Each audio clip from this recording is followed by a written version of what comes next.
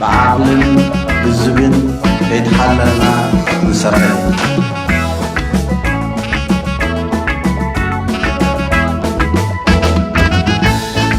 ሰላም ጤና ይስጥልን የተከበራችሁ የቀንደል ቲዩብ ተከታታዮች ክቡር ፕሬዝዳንት ኢሳያስ አፈወርቂ ባለፈው ሰኞ ጥር 12 ቀን 2026 ዓ.ም ከሀገር ውስጥ መገናኛ ብዙሃን ጋር በዓለም አቀፍ በቀጠናና በሀገር ውስጥ ጉዳዮች ላይ ያተኮረ ሰፊ ቃለ መጠይቅ ማካሄዳቸው ይታወቃል። እኛ ደግሞ በዛሬው መሰናዷችን ፕሬዝዳንት ኢሳያስ አፈወርቂ በሱዳንና በኢትዮጵያ ጉዳዮች ላይ በማተኮር ለቀረቡላቸው ጥያቄዎች የሰጡትን መልስ የአማርኛ ትርጉም ነው ይዘላችሁ የቀረብነው። ቀንደል ቲዩብን ሳብስክራይብ፣ ሼር እና ላይክ እያደረጋችሁ ዝግጅታችን እንድትከታተሉ በአክብሮት እንጋብዛለን። ከምዚ ክተውሶ ጸናካ ክቡር ፕሬዝዳንት ናይ ዞባና ጉዳያት አገዳስ ስለዝኾነ ናብ ዞባና ክንሰግር تزعبه بدهون هاي زبانة خوين زلوا تبسنكي قدامه تتاونا بأساس مت زلوا كنا تاع السوداني. كبور بريزيدنت ودك أتناچن ጉዳይ እንሻገር የቀጠናችን ትልቅ ችግር ሆኖ የሚገኘው በውጭ ጣልቃ ገብነት ሳቢያ እየተባባሰ በመሄድ ላይ ያለው የሱዳን ጉዳይ ነው። ባለፈው ቅርብ ጊዜ የጸጥታው ምክር ቤት የሱዳን ጉዳይ አፋጣኝ መፍትሄ ካላገኘ ወደ ሌሎች አገሮች ሊጋባ እንደሚችል አስጠንቅቋል። ኳድ የተሰኘ የአሜሪካ፣ የሳውዲ አረቢያ፣ የግብጽ፣ የኢሚሬት ተነሳሽነት ጦርነቱን ለመቋጨት ምን አስተዋጽኦ ሊያደርግ ይችላል? አስቀድመው ጎረቤት አገሮች የወሰዱት ተነሳሽነትስ ከምን ደረጃ ላይ ደረሰ? የኤርትራ መንግስት የሱዳንን ጉዳይ በማስመልከት ከቀጠናችን አገሮች ጋር በሁለትዮሽ መንገድ የሚካሄደው ምክክርስ ምን ይመስላል? ባጭሩ የሱዳን ጉዳይ ወዴት አቅጣጫ እያመራ ነው? በሐጺሩ ኩነታት ሱዳን ናበይ ገጽ እዩ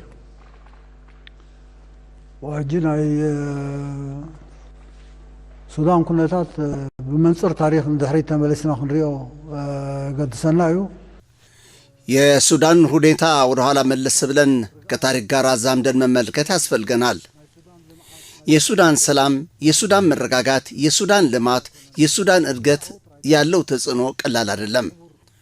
በሁለትዮሽ ብቻ ሳይሆን በተባበረ ቀጠናዊና በጎረቤታማ አካባቢ ሁኔታ ከተመለከትነው ቀላል ነገር አይደለም።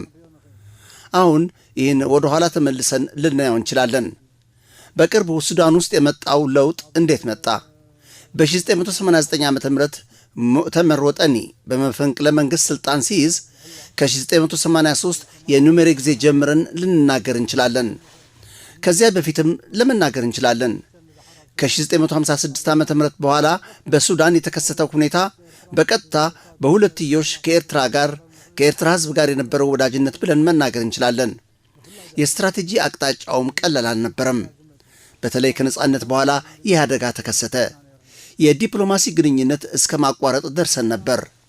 የሱዳን ህዝብ ሁሉንም ነገር ለ30 ዓመታት በትዕግስት ተቋቋመው። መጨረሻ ላይ ግን ያን የነበረውን የሙዕተመር ወጠኒ ስርዓት አስወገደው። ልቅ በሆነ ህዝባዊ አመጽ ማንኛውም የፖለቲካ ኃይል ወይንም ሰራዊት መፈንቅለ መንግስት አላደረገም። በቃን አለ ህዝቡ።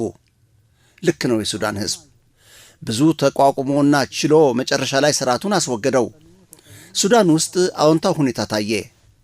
አዎንታዊነቱ ግን እዚያ ላይ ብቻ የሚታጠር አልነበረም። የሙዕተመር ወጠኒ ስርዓት ሰራዊትን፣ የጸጥታ ኃይሎችን የህዝቡን አመጽ ግደሉት፣ አጨናቅፉት የሚል ትዕዛዝ ሲያስተላልፍ ሰራዊቱ የለንበትም ብሎ ከሱዳን ህዝብ ጎን ቆመ።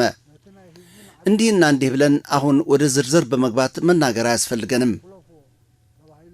ሰራዊቱ ድርሻውን ተወጥቷል። ሰራዊት እንደ የነጻት ሱዳን ተቋም ሌላ ኃላፊነት አልነበረውም።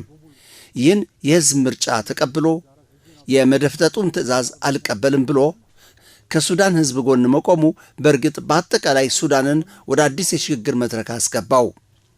ወደ ሽግግር መድረክ ሲያስገባው ምን አቋቋመ ካል ከሰራዊት ውስጥ ጊዜያዊ የሽግግር ምክር ቤት ነው ያቋቋመው። ጊዜያዊ የሽግግር ምክር ቤት ምን ማለት ነው? የያዘውን ስልጣን እንደ አደራ እንቁጠረው። መጨረሻ ላይ ግን የሱዳን ህዝብ ከረጅም ጊዜ መቻልና መቋቋም በኋላ ስርዓቱን ካስወገደ ለሱ የሚበጅ ስርዓት ሊኖረው ይገባል።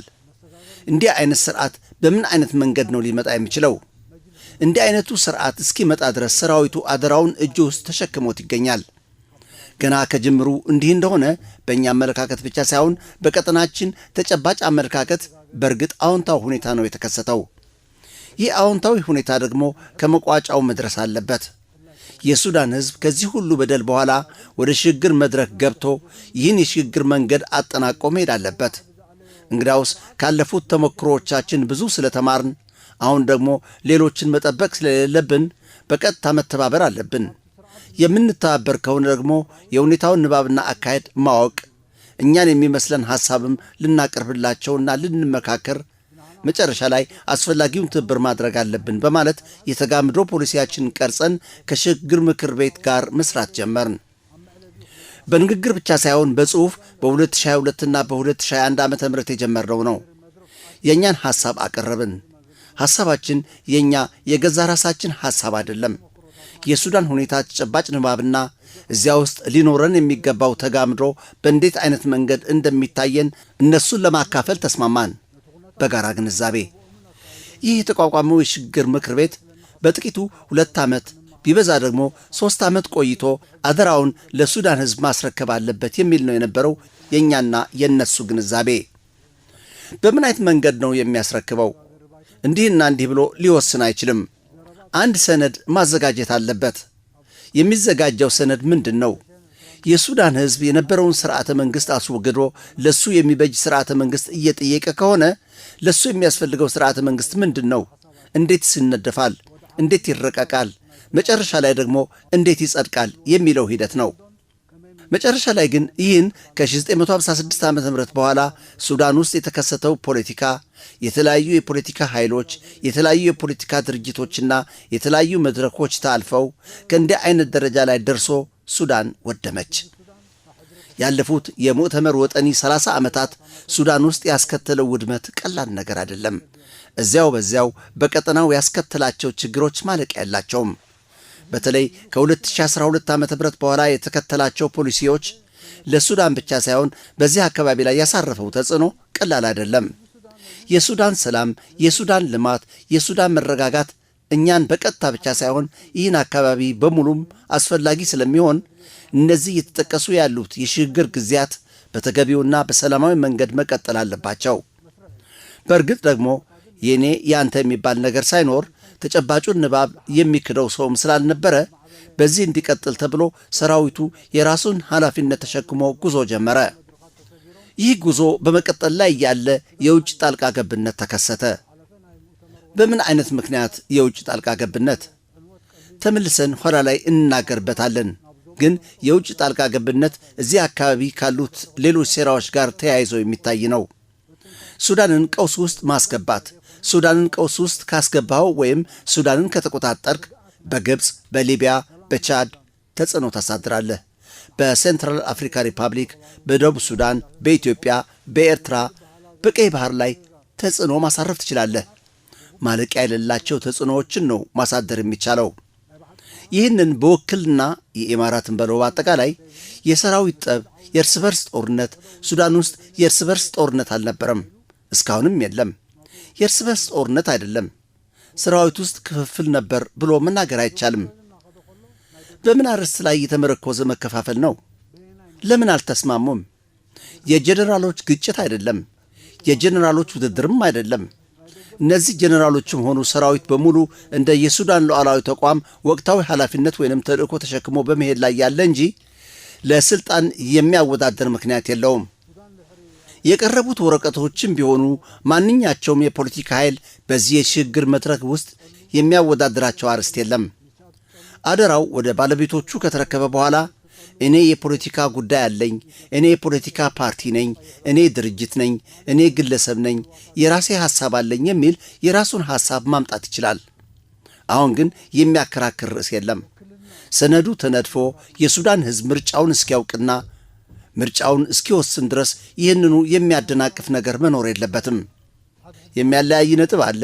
እከሌ ከእከሌ ጋር አልተስማማም፣ ጀነራል ከጀነራል ጋር አልተስማማም፣ ይህ ኃይል ከዚህ ኃይል ጋር አልተስማማም ተብሎ በአሁኑ ጊዜ የሌሉ ርዕሶችን በማንሳት የሱዳንን ጉዳይ ማወሳሰብ በምንም አይነት መንገድ የሚመሃኝ አይደለም።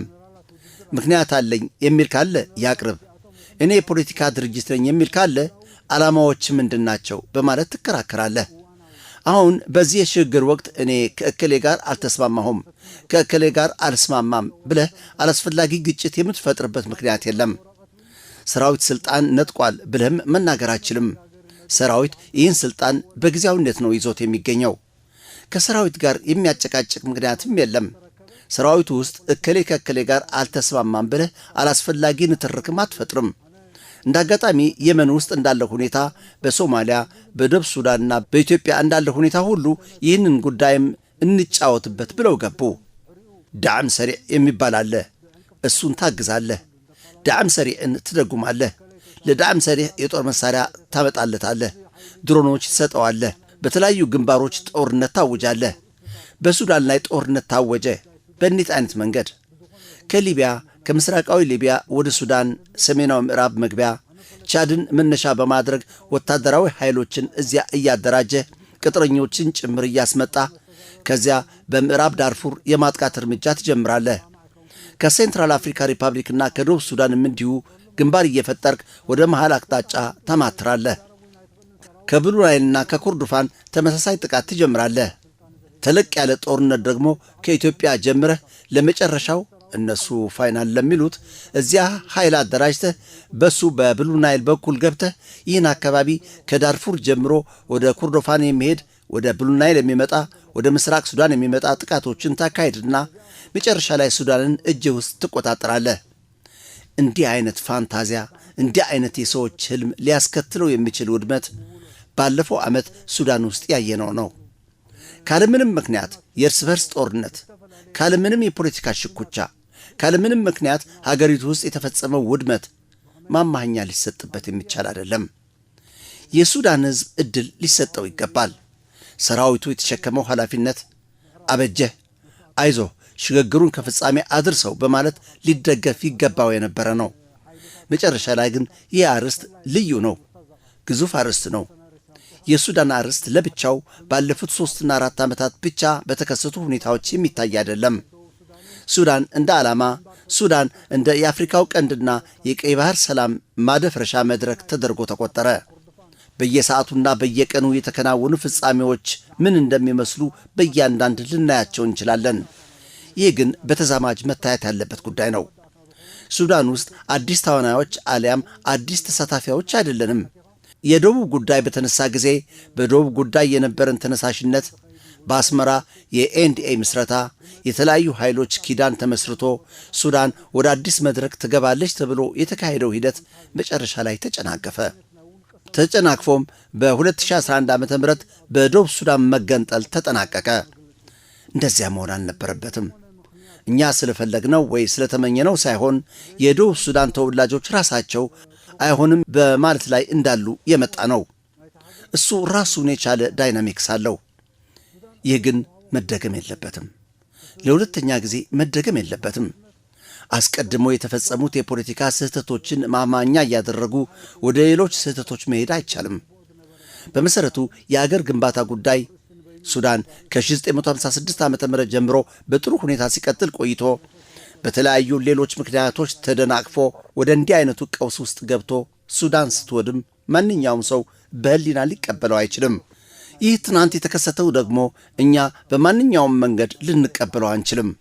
ይህ ሱዳንን እንደ መድረክ በመጠቀም በቀይ ባህር፣ በአፍሪካ ቀንድ፣ በአፍሪካ ሰሜናዊ ምስራቅ እንዲህ አይነት ቀውስ የመፍጠር እቅድ ለእኛ አዲስ ነገር አይደለም።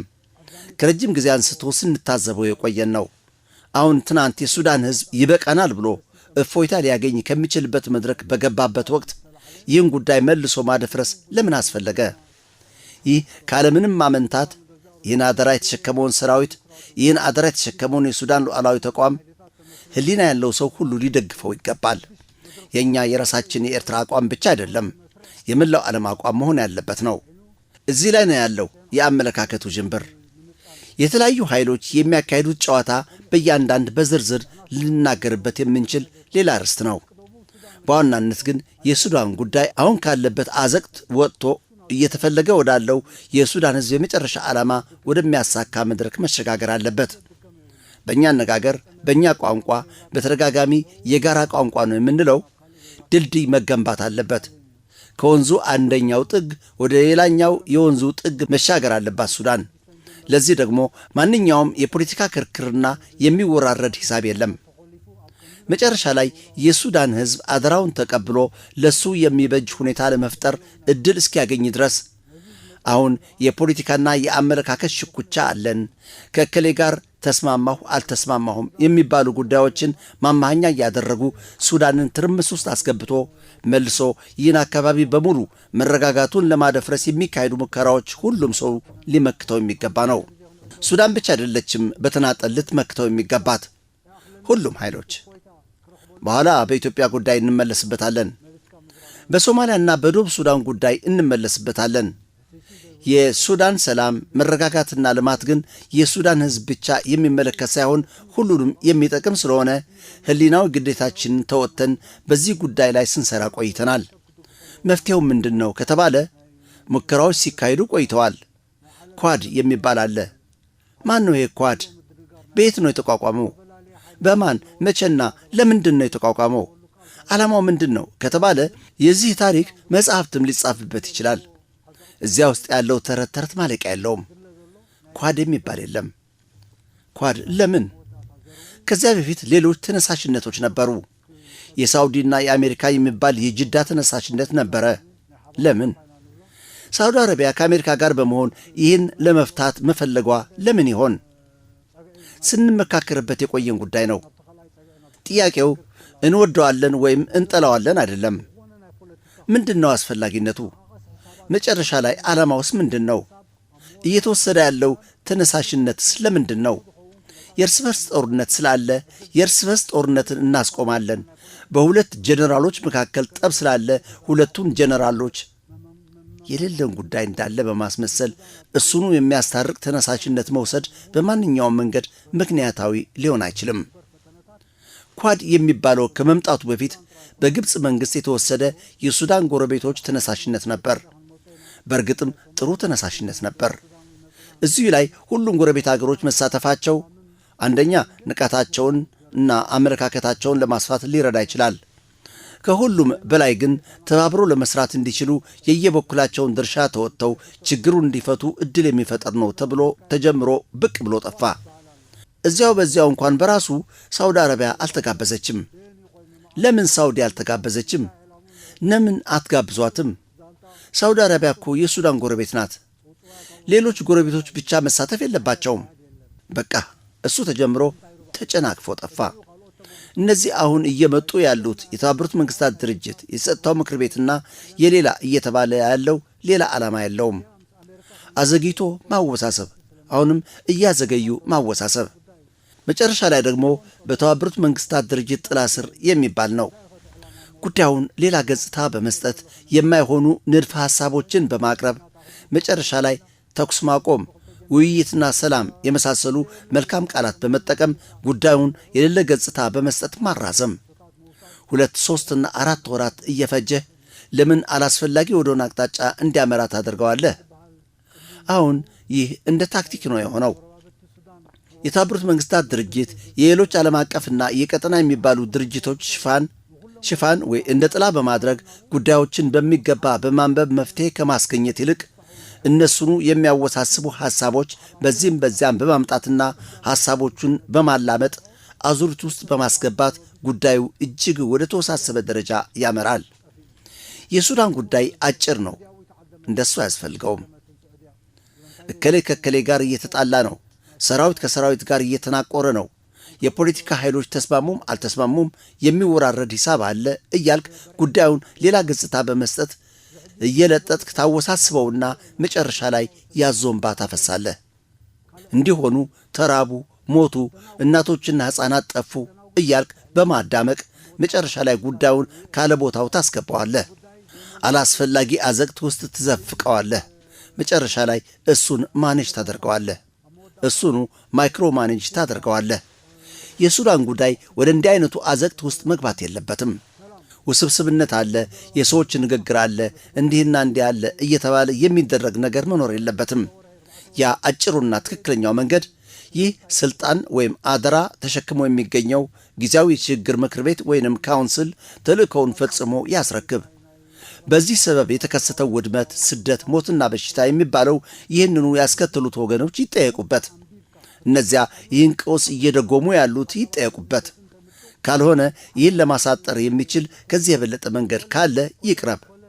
ካልሆነ እከሌ ከከሌ ጋር ሊነጋገር ይችላል፣ አንድ መንግስት እናመጣለን፣ እንዲህ እንቀይራለን እየተባለ ጉዳዩን በመለጠጥ እጅግ ወደ ተወሳሰበ መድረክ ለማውጣት የሚካሄድ የጸጥታው ምክር ቤት ይሁን የኳድም ይሁን የሌሎች ሙከራ የማን ነው አይደለም ጥያቄው፣ ምንድን ነው ይዘቱ? መጨረሻ ላይ የት የሚደርስ ነው? ይህ የሱዳን ጉዳይ ንባብ ላይ የሚያለያይ ነገር አለውን? ይህ ነው ንባቡ። ከዚህ የበለጠ ንባብ ካለ ይነገረን። አሁን ያለው መድረክና ሊታለፍ የሚፈልገው አጥር እንዲህና እንዲህ የመሰለ ነው፣ እንዲህ አድርገን እናጥረዋለን በማለት ሐሳብህን ታቀርባለህ። ካልሆነ ሱዳን በዜግነት እንድትገነባ ከ1956 ዓ.ም የጀመረው አገር የመገንባት ጉዳይ እንደ አዲስ እንዲቀጥል ከተፈለገ ከዚህ በቀር ሌላ መንገድ የለውም። በሚዲያዎች በጣም የተጋነኑ ድራማቲክ የሆኑ ግምገማዎችን እያቀረብክ ሰዎችን በማደንቆር መጨረሻ ላይ ሂደቱን ከአቅጣጫው በማውጣት ወደ ቀውስ ለመክተት የሚደረጉትን ሙከራዎች በማንኛውም ሁኔታ ስር የሱዳን ሕዝብ አልተቀበለውም። ጊዜያዊ የሽግግር ምክር ቤቱም ሊቀበለው አይችልም። መጨረሻ ላይ ደግሞ ሕሊና ያለው በተለይ የሱዳን ጎረቤቶች የየበኩላቸውን ድርሻ መወጣት አለባቸው። ግብፅ ድርሻዋን መወጣት አለባት። ሊቢያ የመተግበሪያ መድረክ ከሆነች አሰላለፏን መቀየር አለባት። መነሻ በመሆን እያገለገለች ያለችው ቻድ መታረም መቻል አለባት። ስለዚህ የሱዳን ጎረቤቶች የሚባሉትም ራሳቸው በተለያዩ ቁመናዎች ችግሮቻቸውን መፍታት አለባቸው። አብረው አስተዋጽኦ ማድረግ መቻል አለባቸው። ንባብ ላይ አልስማማም የሚል ካለ ይንገረን፣ ተቀምጠን እንነጋገርበት። እሰማሃለሁ፣ እኔ ደግሞ ቃሌን ላሰማህ እችላለሁ ትለዋለህ። መጨረሻ ላይ የጋራ መርሃ ግብር በማውጣት መሰራት አለበት። ካልሆነ የተባበሩት መንግስታት ድርጅት፣ የአፍሪካ ህብረትና የሌሎች የተለያዩ ድርጅቶች ሽፋን እያመጣ የአውሮፓ ህብረትና የሌላ ተነሳሽነት እየተባለ በመምጣት መሰረታዊውን ችግር ከማስወገድ ይልቅ በተለያዩ ሎቢዎች እነሱ ራሳቸው እነዚያ እሳት እያቀጣጠሉና ነዳጅ እየጨመሩበት ያሉት ተዋናዮች ሆነው ከተለያዩ ዓለም አቀፍ ተቋማት ጋር እየሰራን ነው፣ ከተለያዩ ተጽዕኖ አሳዳሪ አገሮች ጋር እየሰራን ነው እየተባለ በመካሄድ ላይ ያሉት አወሳሳቢ ጉዳዮች ሁሉም ሰው ሊነቃባቸው ይገባል። መወገድ ያለበት ጉዳይ ስለሆነም የሱዳን ጉዳይ እየተባለ ካለው የኳድ ይሁን የሁለትዮሽ ይሁን የጎረቤቶች የሚባል ወጥቶ ሂደቱ ግልጽ ስለሆነ የሚጨመርበት ወይም የሚቀነስበት ነገር የለም። የሱዳን ሕዝብ እድሉ ሊሰጠው ይገባል። የሱዳን ጉዳይ ከዚህ አዘቅት ውስጥ መውጣት ስላለበት ማለት ነው። ከጊዜ ጋር የሱዳን ሕዝብ ንቃት ከፍ እያለ በመሄድ ላይ ነው። የሽግግር ምክር ቤቱ አቅምም እየተሻለ በመሄድ ላይ ነው የሚገኘው። የዓለም ሕዝብ እያወቀው በመሄድ ላይ ነው። እነዚያ እጃቸውን በዚህ ጉዳይ ውስጥ ያስገቡት እሳት በማቀጣጠል ነዳጅ እያርከፈከፉበት ያሉትም እየታወቁና እየተጋለጡ በመሄድ ላይ ስለሆኑ የሱዳን ጉዳይ ተስፋ ሰጪ ሁኔታ ላይ ነው ያለው ብለን መናገር እንችላለን። ናይቲ መሰጋገሪ ባይቶ አቅሚ ናተማሓየሸ ኸይድ ኣሎ ዓለም ናፈለጠ ኸይድ ኣሎ እቶም ኣብኣ ኢዶም ዘእተዉ ሓዊ ዝበልዑ መሊሶም ዘይቲ ዝውስኽሉ ዘለዉ እውን እናተጋህዱ እናተቃልዑ ኸዱ ስለ ዘለዉ ንናይ ሱዳን ኩነታት ተስፋ ዝህብ ምዕባሌታት ኣሎ ኢልና ንዛረብ ንኽእል። ጽቡቕ ጉጅለ ብልጽግና استراتيجي كلتا مايات زبل زي كونتاوي طمح ሒዙ حلف حليفو نلؤلاውነት ኤርትራ ዘነጻጸረ ቀጻልን አሰልካይን ፕሮፓጋንዳው ዘመተ ከካይት ጸኒሕሎ የብልጽግና ቡድን የሁለት ውሃዎች ስትራቴጂ የሚል ተጨባጭነት የሌለው አጀንዳ ይዞ ይባስ ብሎ በኤርትራ ሉዓላዊት ላይ ያነጣጠረ ቀጣይና አሰልቺ የፕሮፓጋንዳ ዘመቻ ሲያካሂድ ቆይቷል።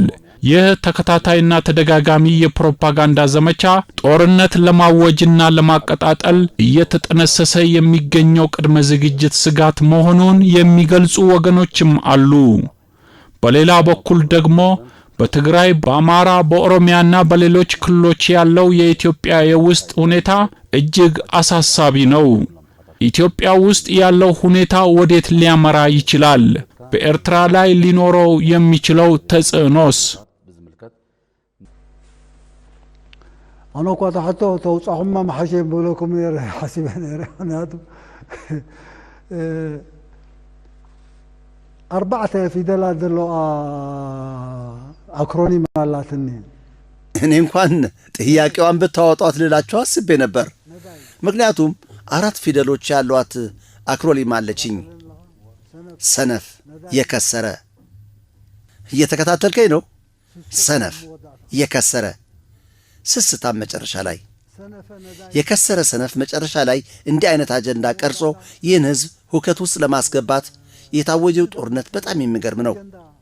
ብዙ ነገር አይተናልና እንደዚህ የሚገርም ነገር ሰምተንም አይተንም አናውቅም። ኢትዮጵያ ውስጥ የነበሩት ስርዓቶች ጦርነት ያውጁ ነበርና እንዲህ አይነቱ ግን ተሰምቶና ታይቶ የሚታወቅ ነገር አይደለም። ጥያቄው ለምንድን ነው እንዲህ አይነት የጦርነት አዋጆች? አንደኛው የጦርነት አዋጅ በኢትዮጵያ ህዝብ ላይ ያነጣጠረ ነው። ይሄ የውሃዎች የሌላ የሚባል ለማዳመቂያነት የሚቀርብ ነው። መጨረሻ ላይ ይህ ጦርነት ያልታወጀበት ወገን የለም። የውሃዎች ጦርነት ብሎ ማወጅ ለምንድን ነው? እኛን በቀጥታ አሊያም የቀይ ባህር አይደለም የናይል ጦርነት ነው እያወጅክ ያለኸው። ለማን ነው እያወጅክ ያለኸው? የጦርነቱ አዋጅ ማንን ይመለከታል? ፕሪቶሪያ ስምምነት ተደረገ፣ እንዲህ ተደረገ ተብሎ ከሁሉም በፊት ፋኖዎችን እናጠፋለን ተብሎ ጸረ አማራ ህዝብ ጦርነት ታወጀ፣ ጸረ ትግራይ ጦርነት ታወጀ፣ ጸረ ኦሮሞ ጦርነት ታወጀ፣ ጸረ አፋርና ጸረ ሶማሌ ጦርነት ታወጀ። ማለቂያ የሌለው ጦርነት ነው የታወጀው። መጨረሻ ላይ የሎቢ ቡድኖች እያካሄዱት ያለው ዘመቻ የቀይ ባህርና የባህር በር በየቀኑ የሚናገሩት ማለቂያ የለውም። እኔ እነዚያ ይህን የሚያዳምጡ ትዕግስተኞች ናቸው ባይ ነኝ። ሳይሰማው መንገዱን ይዞ የሚሄድ ሰው እዚያ ውስጥ የለም ነው የሚለው። አሁን ወደ እንዲህ አይነቱ ቀውስ የሚያመራ ሰው ሰነፍ ብቻ ነው። ሰነፍ፣ የከሰረ፣ ፈሪ፣ ስስታም። ሰነፍ ብለህ ያዝ፣ የከሰረ፣ ፈሪ በል፣ ከሁሉም በላይ ደግሞ ስስታም። እነዚህ ናቸው የዚህ ጉዳይ መገለጫዎች። አሁን ሰዎችን ጋብዝ፣ ንትርክ ውስጥ በመግባት እንዲህ ብያቸው እንዲህ አሉኝ፣ እንዲህ የሚባል አወጡ፣ እኛ እንዲህ ብለናል። ሱስ ነው። የከሰሩ አካላት ሱስ ነው። የስስታሞች ሱስ ነው። የፈሪዎች ሱስ ነው። የሰነፎች ሱስ ሌላ ትርጉም ሊኖረው አይችልም። ሰው ስለ እንዲህ አይነት ሁኔታ ለምን ይሰጋል? ጦርነት ታውጇል። ድሮኖች እየመጡ ነው። ማን ነው ድሮኖቹን የሚያመጣቸው? ማን ነው ይህን ሁሉ የጦር መሳሪያ ከውጭ እየሸመተ በማምጣት ላይ ያለው? ይህን ሁሉ ሴራ እየደጎመው ያለው ማን ነው? በዚህ ላይ እየዋለ ያለው ገንዘብ ሁሉ ከየት ነው እየመጣ ያለው? እየተገዛ ያለው ቅጥረኛ ማን ነው? ለምንድን ነው ቅጥረኛ የሆነው? ምን ለመብላት ሲል ነው እየገባ ያለው? በእያንዳንድ ካየኸው ይህ ጨዋታ የብልጽግና የሌላ እየተባለ ያለው የእነሱ አጀንዳም አይደለም። ይህ የብልጽግና አጀንዳ አይደለም፣ የሌሎች አጀንዳ ነው። እነዚያ የሚደጉሙት፣ እነዚያ ገንዘባቸውን እየሰጡ ያሉት አስቀድሜ ስገልጸው ከቆየሁት የሱዳን ሁኔታ ተለይቶ የሚታይ አይደለም። ብሉ ናይል ላይ ጥቃት ሊካሄድ ነው ተብሎ በዚህ በመጨረሻ ጊዜ በኩርዱፋን መንገድና በሌላ እየተደረገ ያለው ለሱዳን የታወጁት ግንባሮች ከሊቢያ ወደ ቻድ፣ ወደ ሴንትራል አፍሪካ ሪፐብሊክ፣ ወደ ደቡብ ሱዳን፣ ወደ ኢትዮጵያ ያነጣጠረ በዚያ በኩል ወደ ናይል ሂድ፣ ወደ ኩርዱፋን ሂድ የሚባለው አዲስና ከማንም ሰው የተሰወረ ምስጢር አይደለም። ይህ ብልጽግና ወይም ሌላ የፈለከውን ስም ስጠው የሰነፎች፣ የካሃዲዎች፣ የስስታሞች አንጃ የሚለቅመውን የገበታ ፍርፋሪ እየበላ በመስራት ላይ የሚገኘው ቡድን ጦርነት አወጀብን ብለን የምንጨነቅበት ምክንያት አለን? ምን አይነት ጦርነት ነው የሚያውጀው? ብዙ ነገር አይተናል፣ ብዙ ነገር ተምረናል ብለህ መናገር ትችላለህ። መጨረሻ ላይ ግን እኔ ይህን ጉዳይ እንደ አቦይ ሳልሕ ረጅም ታሪክ ነው፣ ጊዜያችሁን ልፈጅባችሁ አልፈልግም። ግን ሰነፍ ወይም ሰይጣን ራሱ ሰው በመምሰል መንገድ ላይ ይቆይሃል። መንገድ ላይ በመቆየት ይጋብዝሃል። ናቡና ጠጣ ሌላም ይልሃል። ሊነታረክ ስለፈለገ ነው። የለም ይቅርብኝ፣ አቦይ ሳልሕ እንደሚሉት የለም ስራ አለኝ፣ ስራዬን ከጨረስኩ በኋላ እመጣለሁ ትለዋለህ እንጂ አንድ ሰነፍ መንገድ ላይ ከቆየህ በሰነፎች ተጋብዘህ ወደ ንትርክ አትግባ የሚባል ድሮ በአድ ሹማ የተማርነው የሰነፎች ትምህርት ውስጥ እኛ የለንም። ዝግጅት እየተደረገ ነው። ምንድን ነው ዝግጅቱ? ቤት ነው የማጥቃት እርምጃ የሚጀመረው? መቼ ነው የሚጀምሩት? በፋኖ ይሆን የሚጀምሩት? መጀመሪያ የኢትዮጵያ ሕዝብ ጦርነት አውጀው ይሆን የሚያካሂዱት? በሳምረ በኩል ይሆን የሚመጡት? በትግራይ በኩል ይሆን የሚመጡት? በየት በኩል ነው? በሸዋ ወይስ በጎንደር? በየትኛው በኩል ነው የሚመጡት? ጊዜህን አታጥፋ። ይህን ስጠቅስላችሁ የቆየሁትን ብደጋግሙት ጥሩ ነው። ሰነፍ፣ የከሰረ፣ ፈሪ፣ ስስታም እንዲህ አይነት በሽታ ያለባቸው ሰዎች መጥተው በዚህ አካባቢ ሁከት ለመፍጠር ሊፈቀድላቸው አይገባም። በእነሱ የንትርክ ገበታ፣ የሐሰትና የማደናገር ገበታ መታደም የለብንም። ስራችንን ማከናወን አለብን። ጦርነት ታውጇል እንዴ? ደህና፣ ሌላ ቀን እናየዋለን። እኛ ግን ጦርነት ስለታወጀ የመከላከል መብታችንን ማንኛውንም ወገን የምንጠይቅበት ምክንያት የለም። እንዲህ የመሰለ ስንፍና የሚያዘው ስስትና ፍራቻ የሚገፋፋው የከሰረ አካል መና ያቀረ አካል ማለት ነው። መጥቶ እንዲህ ብሎ ይናገራል እንዴ? የእኛ ዜና እንኳን ይህንን ሊጠቅሰውና ሊናገርበት አይገባም። ጦርነት ከመጣ በኋላ እናየዋለን። ለእኛ አዲስ ነገር አይደለም። ኮሌጆች ውስጥ ገብተን የተማርነው ጦርነት አይደለም። በተግባር የተማርነው መሆኑን ታሪክ ራሱ የሚመሰክረው ነው። ወደ እንዲህ አይነቱ ነገር አንጋበዝም። ወደ እንዲህ አይነቱ የስዶች የመቅለብለብ አቀራረብ ለጦርነት አንታደምም። በተቻለ መጠን እንዲህ አይነት ነገር እንዳይመጣ ግዴታችን አንስተን እንሰራለን። ካልሆነ እንዲህና እንዲህ እየተባለ ነው። ሌት ተቀን በእንዲህ አይነት የተደራጀ ድራማቲካዊ ፕሮፓጋንዳ የሚካሄዱ ዘመቻዎችን ጆሮ አትስጣቸው። ተረጋግተህ ስራህን አከናውን። የልማት መርሃ ግብሮችና ሌሎች ቀደምትነቶችን ብትሰራ ይሻላል እንጂ ከእንዲህ መሰሎቹ ቀባጣሪ የከሰረው አካላት ጋር የምትራሯጥበት ምክንያት የለም። አውጀዋል፣ እየሰበሰቡ ነው፣ እንዲና እንዲያ እያደረጉ ነው የሚለውን ከመጣ በኋላ ቀስ ብለን እናየዋለን። ሌላ ስራችንን እናከናውናለን። አቦይ ሳልህ እንዳሉት በዚህ በኩል አልመለስም ብለህ ነው መሄድ ያለብህ። ምስ ከምዚኦም ዝኣመሰሉ ዝሃውተቱ ነዳያት ምስኣቶም ደጓይ ምክንያት የብልካን ኣውጆም ኣለዉ እኩቡ ኣለዉ ከምዝገብሩ ኣለዉ ከምዝገብሩ ኣለዉ ምስ መፀ ክንሪኦ ኢና ቀሳ ኢልና ሕጂ ካልእ ስራሕና ንገብር ከምቲ ናይ ኣቦይ ሳልሕ መገደይ ኸይደ ኣይምለሳኒ ነዚኣ ኢልካ የተከበራችሁ የቀንደል ቲዩብ ተከታታዮች የዛሬ ዝግጅታችን ይህን ይመስል ነበር። ሰላም ጤና ይስጥልን።